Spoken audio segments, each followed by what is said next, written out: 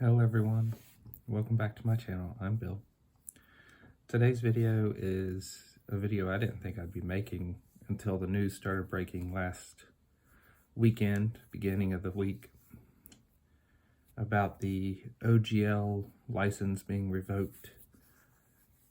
It leaked that Wizards was producing the new OGL and it was revoking, or more or less giving them permission to steal anything you've made and charge you money if you've made money off of their OGL license within certain thresholds that they could probably then change later.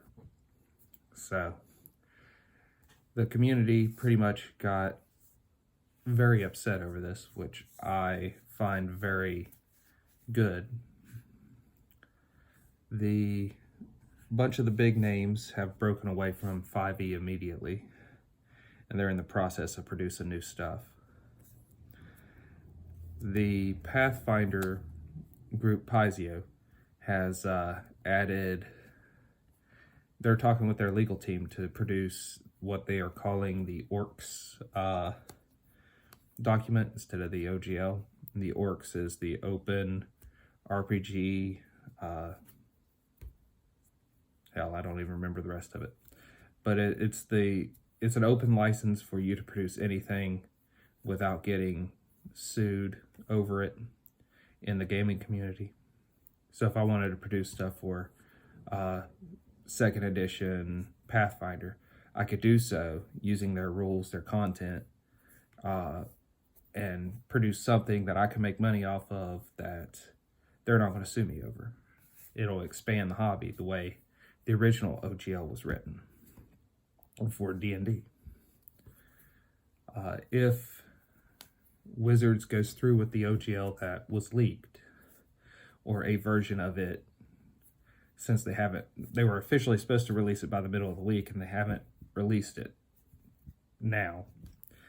If they do officially release it, I will have to remove or make private the videos on prestige classes from 3rd edition. I plan to keep producing those videos, so if you all are interested in it and the worst of that does come to happen, then I will move them to private, and then I will, if I haven't already started a Patreon account, which I plan to do this year, then I will create a Patreon account, and the first $1 on a Patreon account is just to support me. The $2 limit, which is the most I'm going to ask people to donate without me producing any extra content right now, would give you access to all these videos. So, and like I said, it'd only be the videos that I have to make private because of Wizards of the Coast. So that's my thoughts on what I got to do with my channel to protect myself. Because of this, you're going to see more content that is going to be OSR related, Cthulhu related, Pathfinder related, that will extend into 2nd edition Pathfinder. I'm not in a hurry to jump into 2nd edition Pathfinder, mostly monetarily wise. If whatever reason my funds situation changes to my benefit, then I will jump in and give you a lot of that content out of the gate. But right now, my budget dictates that I can only buy somewhere between 1 to 4 RPG books in a month. So I'll be expanding my library to give you more information and more stuff as each month goes by. The books I got this month, I had the PDF of the Lazy Dungeon Master, so I got the actual official hard copy now. I say hard copy, but it's a softback book. And if you've ran any RPG games and used any Dungeon Masters or Game Masters guidance in the games, this book can give you more guidance on physically prepping your games that the others seem to neglect for some reason. Essentially, if you use this correctly, you can prep a game in 30 minutes or less. If you know your game system really good, it'll be on the less side. If you know the story, like if you already have an established story, it'll be on the left side. But in this, they give you a checklist that you go through, and as you check things off, it creates what you need for one night's worth of gameplay. I'm going to quickly go over the checklist, and then I'll show you the second book I got. So you review the characters that the players have made. So if you've had session 0, get them to get you copies of the characters, or make little note cards, little index cards with the important stats for you as the game master to run those characters. Create a strong start. So you're always going to start your game with some action happening. So that's what that is on the next part of the outline. Outline potential scenes. So if there's story scenes or area scenes or location scenes that you have in mind or you think the party might interact with, throw a few of those with a couple of bullet points down. Then you define secrets and clues that the party could discover or that could make the area more interesting or those scenes more interesting. After that, you develop fantastic locations for the party to go to, hear about, investigate, so on and so forth. You outline important NPCs that they'll be interacting in the scenes and the locations, so on and so forth. Then you choose relevant monsters for combats or guarding the locations or just living in the locations. And then you select magical item rewards and other rewards that would be associated with those scenes, those locations, those dungeons.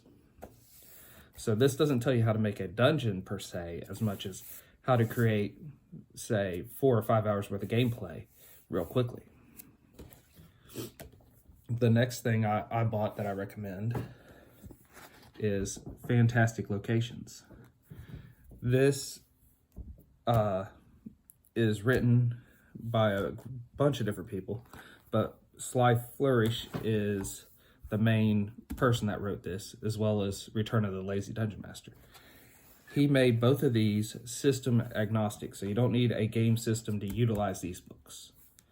The Fantastic Locations give you different locations with what's going on in there. Some of them have maps, some of them have just good descriptions that allow you to kind of build your own map.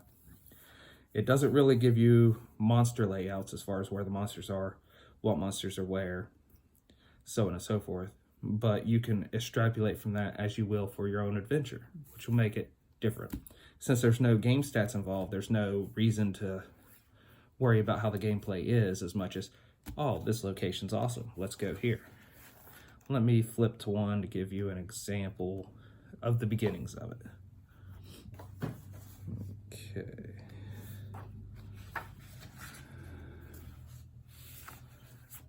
The Ziggurat of the Doom Priests. Built into the cliffs of a steep mountainside, the ruins of 3 ziggurats rise above the jungle surrounding them. Twin waterfalls flow from caverns deep in the cliffs. Walls between the 3 ziggurats tumble into rivers that form a natural moat around the center ziggurat. A crumbling stone bridge spans the moat, leading a set of sturdy stone doors in the center ziggurat. 2 huge pillars before the ziggurat, while a third collapsed into the rubble. Massive carvings of dead gods decorate the stonework of the ruins. And that's the description text you would have to describe to your players. Then it gives you some text, and then it gives bullet information that is quick to look at. If you read this once and then you want to go back and prep the game, it's very easy to do. Because now I can look at these 2 bullet informations. The first one is potential inhabitants, undead, humanoids, monsters humanoids, unintelligent monsters, constructs. So that already there, no matter what RPG game you're playing, you have ideas of what you want to put there. Then location aspects. Isolated old ruin, hidden temple, haunted catacombs, forbidden towers. So all these give you more ideas. And even though it gives you a picture of the location, it doesn't give you more of a map of, say, the individual inside of the ziggurats and stuff. So that's stuff you could come up with, or you could go online and find pre-made maps. So those were my purchases this month. Next month I plan to get some more. I have a list of OSR books I'm interested in. I have a small list of Cthulhu books that I'm going to get this year. big problem with those for me right now is just the price to book ratio. I'm trying to get a bigger quantity of books for a lower amount of funds. Now that said, the Cthulhu books usually are high quality, so they are very, very worth it if that's the route you wish to go. So that's how I plan to run my channel and look at my channel towards the future. Remember, I only film my videos on Saturday. I have a busy work schedule during the week and usually can't find the time or the energy to film anything outside of Saturday or Sunday. But I've pretty much blocked off Saturday to film. I'll film all the videos Saturday, and then I'll be producing them as fast as I can upload them on the internet, depending upon what I have going on that day. So you'll see at least 3 to 5 videos Saturday. If I film more than that, you'll see them spill over into Sunday, and at the latest, Monday. So keep a lookout for my videos. I am going to produce my stuff under the Orcs ruling as much as I can. Till we meet again.